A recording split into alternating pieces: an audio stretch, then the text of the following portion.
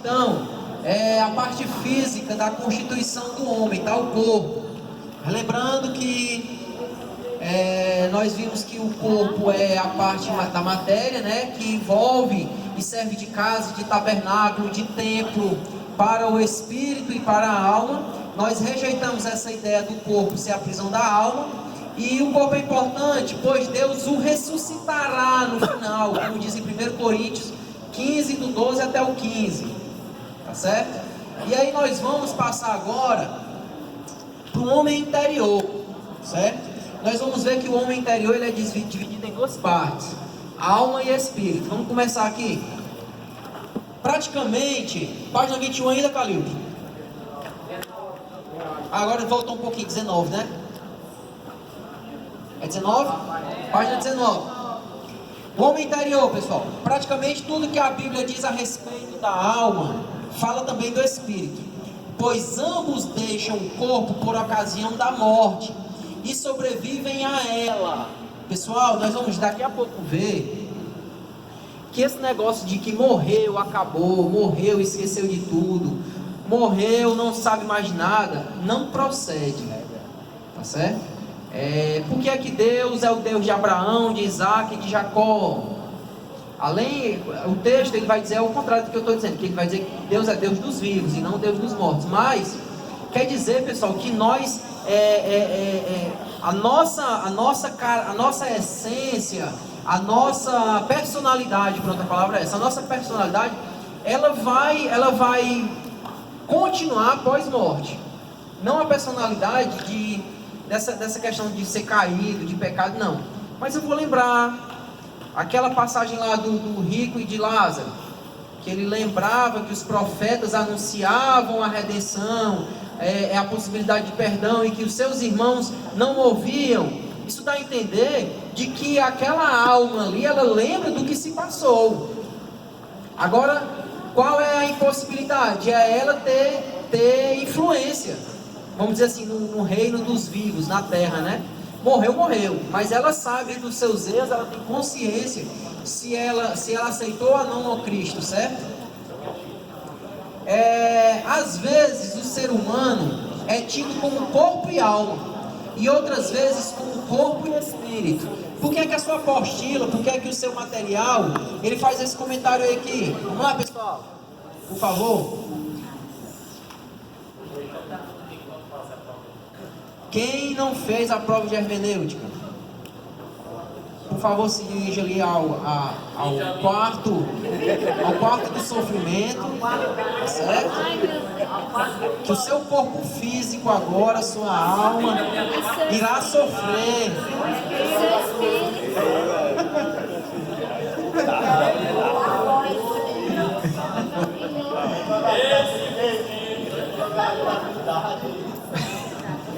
Vamos aqui, pessoal. Interceda a Trindade. Vocês que vão fazer a prova, intercedam a Trindade agora, para que se revistam de...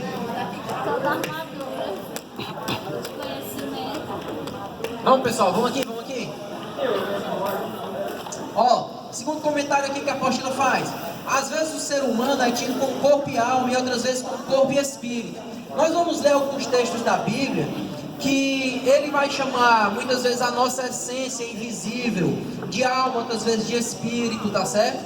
Ele faz esse comentário para que a gente consiga usar o módulo que nós tivemos na aula passada de hermenêutica e entender como em alguns momentos ele fala de espírito, mas ele está falando de alma vivente. Quando Jesus fala assim, ó, não temam aquele que mata o corpo, mas aquele que mata a alma. Ali a gente tem que entender que ele está falando do espírito que se perde, a segunda morte. Então, em alguns momentos a gente vai ver a Bíblia chamando alma de espírito, espírito de alma. A gente tem que saber fazer a leitura e interpretar bem o texto, tá certo? Deus é revelado como espírito e alma. Deus é revelado como espírito e alma. Essa interligação às vezes confunde os termos alma e espírito. Entretanto, são distintas entre si. Vamos ler esses textos aqui, vamos, pessoal? Vamos ler Mateus 10, 28.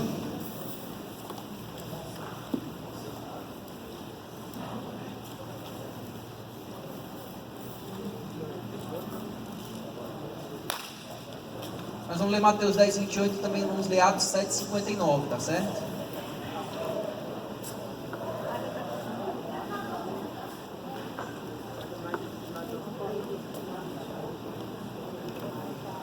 Mateus 10, 28 diz assim, ó: e não temais os que matam o corpo e não podem matar a alma. Temei antes aquele que pode fazer perecer no inferno alma e corpo. Aí nós vamos ver aqui, ó, já em Atos 7, 59, que diz assim, ó: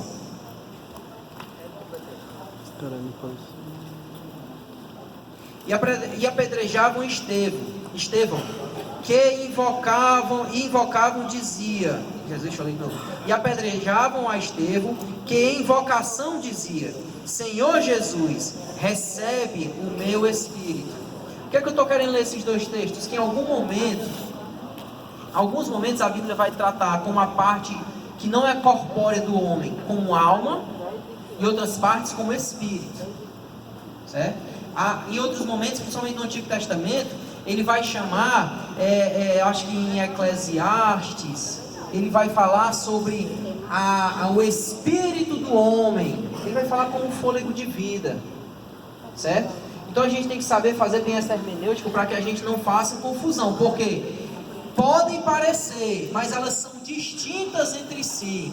Na nossa alma está a sede dos nossos sentimentos. Não é a mesma coisa do espírito, ok? O espírito é aquilo que liga o homem a Deus, é aquilo que me dá a capacidade de compreender a existência, de perceber e compreender a existência de Deus, reconhecer a minha necessidade em Deus. Então, quando a gente está pregando a palavra de Deus, a gente não precisa emocionar as pessoas, não. A gente precisa confrontar o espírito delas. É fato, como eu estou dizendo, que alma e espírito são entrelaçados.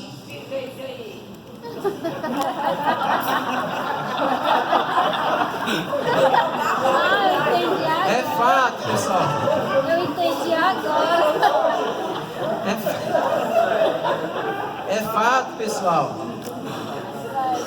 O pessoal da congregação não vai entender, mas é porque teve uma visagem, foi ali agora. Eu nem sabia o que era.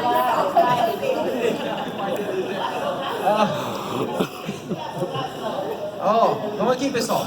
Alma e espírito, eles estão entrelaçados. Então, se você vê uma pessoa aceitando a Jesus chorando ou rindo porque recebeu uma grande bênção, não podemos dizer que simplesmente é emocional, mas como elas estão entrelaçadas, muitas vezes a contrição de espírito leva a pessoa a chorar, a alegria de espírito faz a pessoa rir.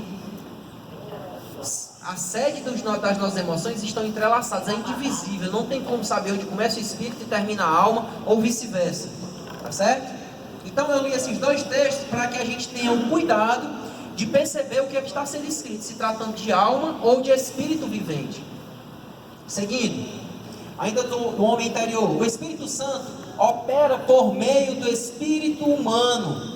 Romanos 8,16 vai dizer: o mesmo Espírito testifica com o nosso espírito que somos filhos de Deus. Em oposição, 1 Coríntios, não precisa se abrir não, vou abrir aqui mais rápido. 1 Coríntios 2,11.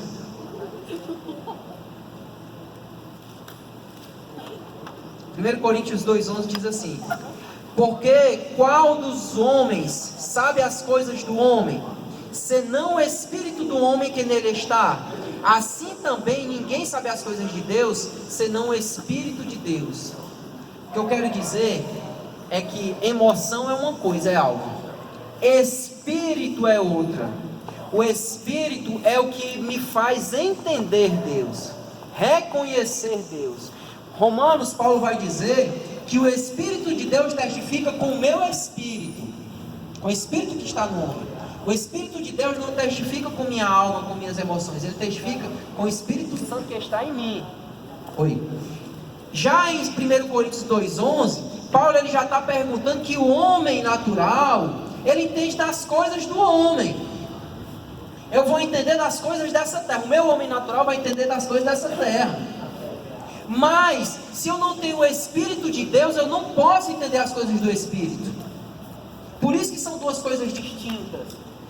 Tem um texto de Coríntios que Paulo vai falar sobre o homem natural, o homem espiritual e o homem carnal.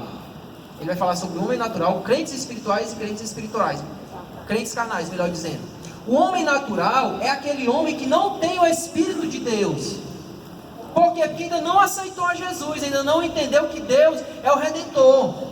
O crente espiritual é aquele crente que já consegue entender a voz de Deus, que é guiado pelo Espírito Santo de Deus, que ouve a voz e diz assim, não vou pecar não, eu vou ficar aqui em consagração porque é melhor. Mas existe aquele homem carnal que, por mais que já tenha entendido e reconhecido Jesus como seu Salvador, ainda está no processo de santificação. É um homem que ainda está sujeito a quedas, a uma vida dúbia. Então a gente tem que saber ler essas coisas para poder entender o que é que o autor está querendo se fazer. Espírito do homem é o que nos liga a Deus. João 4, daqui a pouco a gente vai ler esse texto. Deus, ele procura adoradores que o adorem em quê? Em espírito. Oi, Luiz.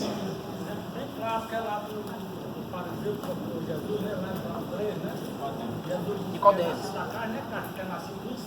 Relembrando aqui o Luiz muito bem, Nicodemos. Que é nascido da carne é carne, que é nascido do Espírito é Espírito. Quando a minha história é mudada, e eu, assim como em Efésios, eu estava morto em meus delitos e pecados, ele me vivifica, me traz vida, eu passo a ter os meus olhos espirituais e perceber Deus, enxergar Deus, reconhecer Deus. O Espírito é sujeito ao profeta. O Espírito ali é na parte dos dons, né? É aquela coisa assim, irmã. Eu tenho o dom de profecia, por exemplo. Mas se eu não quiser naquele momento entregar a profecia, eu não entrego. Mas o Espírito está falando ali. É o Espírito de Deus, é. Quem é que traz o dom? O próprio Deus. Tá certo? Mas isso aí na parte dos dons a gente vai, inclusive nesse módulo a gente vai falar sobre dons. Aí no momento oportuno a gente traz uma explicação melhor, mas de fato é o Espírito de Deus, tá? Todo mundo entendeu essa divisão? Por mais que sejam juntas em si, a gente não consegue fazer essa divisão. Alma e Espírito têm funções diferentes. A alma, sede de sentimentos, Espírito me liga a Deus, correto? Vamos seguir aqui. O espírito humano, a gente já viu que o homem interior, ele é feito de alma e espírito. Agora nós vamos nos aprofundar no espírito humano. Ensinamos que o espírito é uma entidade distinta da alma, que às vezes é confundida com ela, porque os dois elementos são inseparáveis, de substância imaterial. O espírito foi colocado por Deus no interior de Adão, como diz aqui em Gênesis 2:7, quando foi criado. É por meio dele que se adora a Deus, quando passa a ser morada do Espírito Santo. João 4:24 vai afirmar o versículo que nós nesse instante falamos. Deus é Espírito, e importa que os seus adoradores o adorem em espírito e em verdade, certo? A alma humana. Ficou alguma dúvida aqui, pessoal? Essa questão do espírito? Não, né? Falou que não, que sim, né? É um pouquinho assim, tem coisa que a gente simplesmente tem que aceitar, porque ninguém aqui é. O que é que ensina? O que é que estuda a alma e o espírito é o que? Neurociência? Ninguém é isso, a gente simplesmente tem que ler e aceitar, né? É a alma, né? Simplesmente a alma. Como eu falei para os que não estavam aqui, os dicotômicos só vão entender, só vão reconhecer a existência de alma e corpo, né? Espírito não. Então o Espírito é o que me liga a Deus, é o que me faz reconhecer Deus e a carência do homem a Deus. Já a alma, pessoal, é a sede do apetite físico, das emoções, dos desejos, tanto os bons como os ruins, das paixões e do intelecto. Ela também é o centro afetivo, volitivo, isso é, de vontades e moral da vida humana. A alma comunica-se com o mundo exterior por meio do corpo, E é a partir dela que o homem se sente, alegra-se e sofre através dos órgãos sensoriais. Vocês já encontraram com alguém que só em olhar para ela, você diz, rapaz, você não está bem não, você está triste, né? Porque no olhar da pessoa tem a tristeza. Os órgãos sensoriais do homem, eles exalam a condição da alma. Ô rapaz, quando você... E aí, que tá tudo bem? Só eu fazer isso aqui, ó. Tô bem, não. Tô deprê e tal, né? Quer dizer, a minha comunicação corporal também diz muito. Ela exala a minha condição da alma. Eu me comunico com o mundo justamente em relação a isso. Normalmente, nós sabemos que tem pessoas que choram de alegria, mas normalmente quando você vê uma pessoa chorando, é tristeza, é alguma...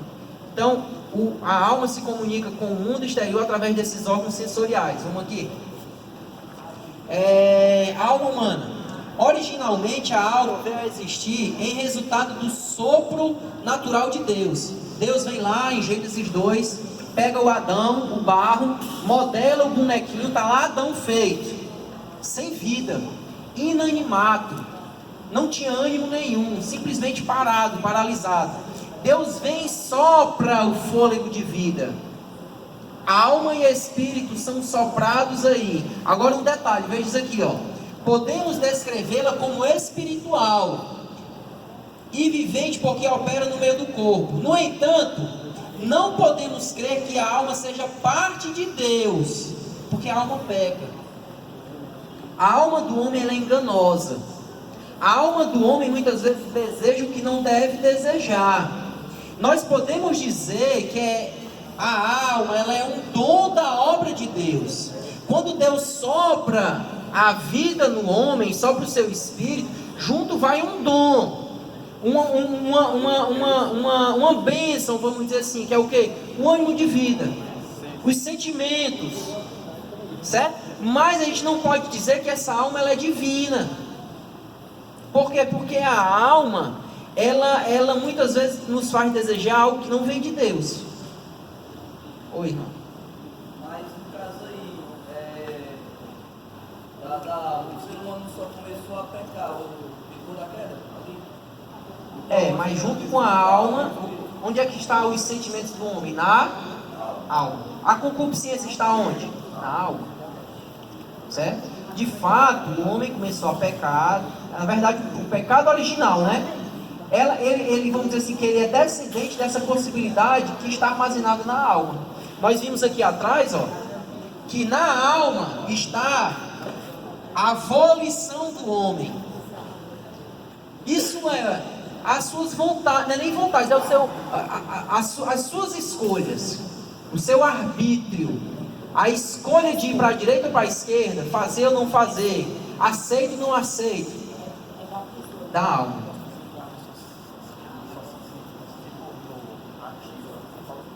Não. O homem sempre foi munido de alma. Quando Deus faz Adão, ele faz a parte física de quê? Do pó. Nós vimos que Adão é exatamente boneco de barro, homem de barro, é alguma coisa. Não é boneco, desculpa, é homem. Homem da terra, homem de barro. Aquele homem está lá, sem ânimo nenhum, sem nenhum estímulo, paralisado. Quando Deus sopra, ele sopra o seu espírito. No seu espírito está lá os atributos comunicáveis, a moralidade, o amor, a justiça, tudo que nós nascemos, como exemplo que eu usei. A mãe não ensina o filho a amar. Isso está tão intrínseco porque é um atributo divino que já vem tatuado na alma do homem. Mas, junto com esse sopro, vem o ânimo, que são as sensações, os desejos, que é a alma. A gente pode dizer que o espírito é pleno. O espírito é pleno, vem de Deus.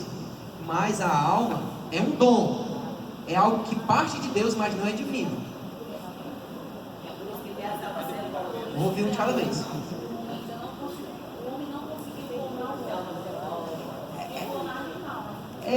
Assim, nem tanto, Alexandre.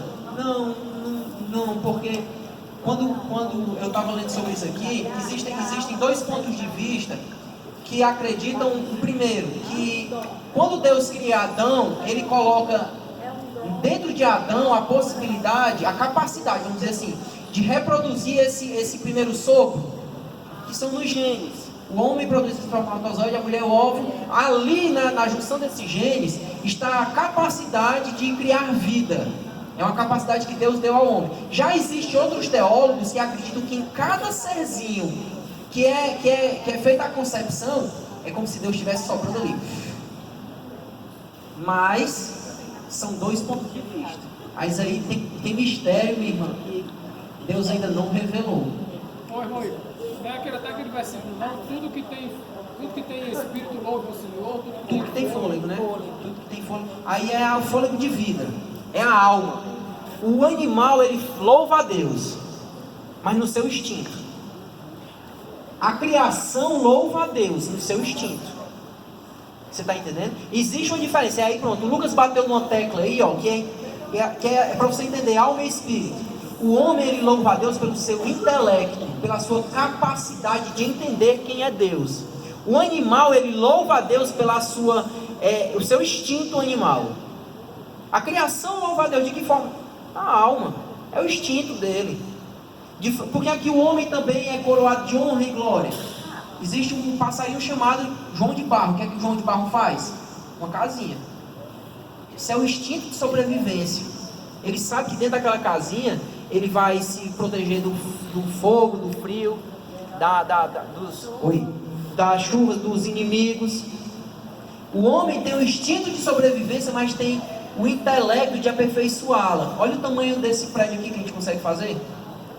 É um atributo moral de inteligência que Deus nos dá, não é nem atributo moral, é um atributo de inteligência, de criação. Olha o atributo de Deus, de criar. Olha todo o organismo que foi criado por Deus, o universo que foi criado por Deus. Deus, ele cede essa capacidade de criação ao homem. No caso do João de Barro, se eu não me engano, Através do Espírito. é virada para o nascente. A entrada de todo o buraquinho de barro é para nascente. Para quê? Para quando amanhecer, como era muito fechado, ele sabe que já está de dia, né? Quando ele vai bater. O Washington falou de defender extinto aí, eu respondi espírito, mas eu vou te confirmar isso aí. Uma vez uma pessoa explicando justamente sobre esse assunto, ele até falou para mim que existe uma diferença justamente entre o homem e o animal. O animal era corpo, nós éramos corpo. Só que nós tínhamos algo a mais. Agora eu não lembrava se era alma ou se era espírito do animal. O que nós temos a mais, independente de dicotomia ou de tricotomia, independente disso, o que nós temos de diferencial aos seres, vamos dizer assim, inferiores, que é, pelo menos na literatura teológica que eu tenho lido, ele trata assim o restante da criação, é exatamente a racionalidade. Essa racionalidade são características que nos fazem julgar a criação. Eu entendo assim, o espírito, pelo que a gente está lendo, é a capacidade de reconhecer Deus. Na alma vem todas os demais sentimentos. Certo? Tá bom? Oi. É um pouquinho complexo, É um pouquinho complexo. Tem alma. Não existe céu dos cachorros. Agora bem ligeirinho, eu acho que tem um papagaio ali que tem espírito, que ele canta e segura na mão de Deus. Né? Ele é crente, é? Mas sempre dos crentes, é? Ó, irmãos, Adão e Eva estavam no paraíso. Ele tinha sentimentos e desejos? Sim. E era um sentimento, Neto, semelhante ao que nós vamos ter quando nós somos glorificados. Por exemplo, eu ia te usar como exemplo, mas vou me usar, que é uma sensação ruim. Chego no céu, chego lá e vejo um primo que eu amo. Não vejo um primo que eu amo. Aí eu vou dizer assim, poxa rapaz, fulano não está aqui, me entristeci, vou chorar. O sentimento que eu vou ter naquele momento é um sentimento pleno de justiça, e saber que ele não veio porque ele não cumpriu o seu papel em reconhecer Deus, seu Salvador. Não é o sentimento hoje que nós temos de desigualdade. Eu tenho uma filha, Ah, ela erra, mas porque é minha filha eu passo a mão no erro dela? Não, isso não é sentimento pleno, não. Isso é, como a gente chama, é passar a mão no erro. O sentimento que Adão e Eva tinham era um sentimento pleno antes da queda. Certo? Quando ele fala que era o primeiro a Deus, porque é a criação perfeita de Deus, que não tinha mácula. Adão amava Eva num sentimento que o marido hoje deve ter, e muitas vezes não tem. Adão em nenhum momento tinha a Eva como um objeto sexual ou uma capacha, não, como alguns maridos têm as suas esposas. O sentimento que Adão tinha para Eva era um sentimento de amor pleno, em saber que ela era sua auxiliadora, em saber que ela estava cooperando com a sua missão. Então era amor pleno. Quando vem o pecado, se distorce. Nós vamos ver daqui a pouquinho a consequência do pecado. Que todos esses sentimentos, a consequência do pecado, rapaz, ela altera sentimento humano, físico do homem, o sistema criado por Deus, o universo, vamos dizer assim, a natureza. Porque nós vamos ver que depois da queda, o que é que passa a produzir a terra? Espinhos e cardos. Nós vamos ver que o pecado ele causa dor. Por quê? Porque ele diz assim, olha, quando a mulher ela for conceber, ela vai ter dores. O que é que causa? Sofrimento, o pecado. Ó, Adão, antes a terra produzia e te dava alimento suficiente para tu comer, mas agora tu vai ter que suar, meu filho. É sofrimento agora depois do pecado. E por último, a pior das consequências, morte física. Que a morte física é o primeiro estágio da pior consequência, que é a separação. Mas a pior é a morte espiritual. Então o pecado ele traz um cataclisma para toda a criação. Desde o homem, que de fato é o que vai ser maior prejudicado pelo pecado, mas a terra também sofre. A terra também está sofrendo. Alguém chamou a mais para a gente caminhar? Sim, com respeito a essa questão da alma e do espírito, eu vi um estudo uma vez que fala sobre a questão do espírito dominar a alma, e isso se torna um processo de santificação, tá certo? Mas eu queria que você explicasse que são, nesse estudo que eu vi, é uma coisa muito semelhante à outra. E se você não tiver cuidado, você acaba deixando a alma prevalecer. Ó, o que é que o Ivan está falando aqui? O texto de Coríntios, do homem natural, o homem espiritual, o homem carnal, o homem natural, o crente espiritual e o crente carnal. Por favor, achem esse texto, acho que é 1 Coríntios, não sei se é 2, não. Para a gente ler aqui. O que é que o Ivan está falando?